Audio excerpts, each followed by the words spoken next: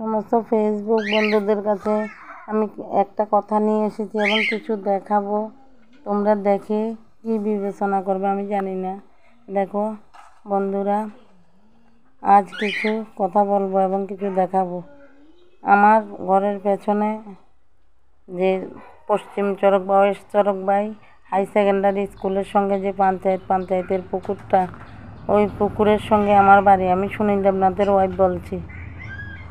দেখো আমার এই পুকুরটা আজ বিগত 30-35 বছর অবধি আমার সব শেষ হয়ে গেছে। একের পর এক প্রত্যেক বছর পড়ছে, উঠাচ্ছি, মাটি দিচ্ছি, কিছুই থাকছে না। কিন্তু এবার এমন একটা অবস্থা হয়েছে, আমার ঘরের পেছন দিয়ে মাটি সব পড়ে, মানিক দাসের 25 ইঞ্চি ওয়াল পড়ে গেছে। আমি সব সরকারকে বলে দেখেছি যে এটা এই পুকুরটা ভর্তি করার জন্য। তারা তাদের ফায়দার জন্য এই পুকুর পুরাবে না।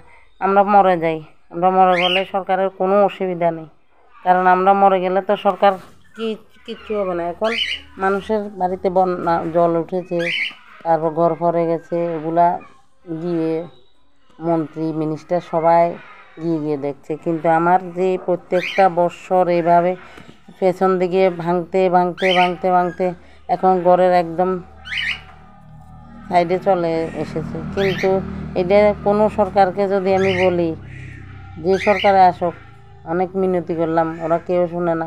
এই পুকুর ভরাবে না, কারণ এই পুকুর ভরালে ওদের তো ইনকাম হবে না।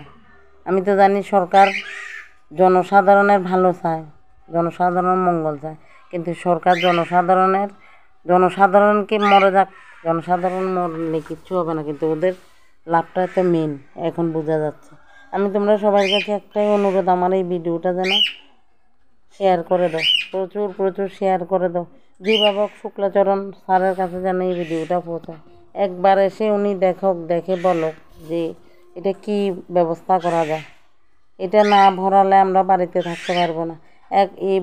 এই বর্ষাতে বন্যাতে মানুষের ঘর পড়ে গেছে ঠিক আছে, কিন্তু ঘর পড়লেই কিছুদিন পরে আবার জল নামবে, এরপর আবার ওই জায়গাতে ঘর তুলতে পারবে। কিন্তু আমাদের ঘর পড়লে তো আর ঘর তুলতে পারবে না। আমাদের ঘর পড়লেই তো শেষ পুকুরে, আমরা কই থাকবো, কোনখানে যাব? এটা কেউ বিবেচনা করছে, কেউ করছে না। দেখো এইভাবে খারাপ, এই গোড়াতে মাটি নিয়ে একদম পুরা খারাপ, তাহলে কই যাই আমরা, কোনখানে থাকি? তারা মাছ ফিশারির, তারা ব্যবসা করতে হবে, আমরা মরে যাই, আমরা মরে গেলে ওদের কিচ্ছু হবে না। আমি শুক্লাচরণ স্যারের কাছে একটাই তোমরা সবাই আমার এই ভিডিওটা যেভাবে হোক শুক্লাচরণ স্যারের কাছে পৌঁছাইয়ে দাও, যেভাবে হোক। আমি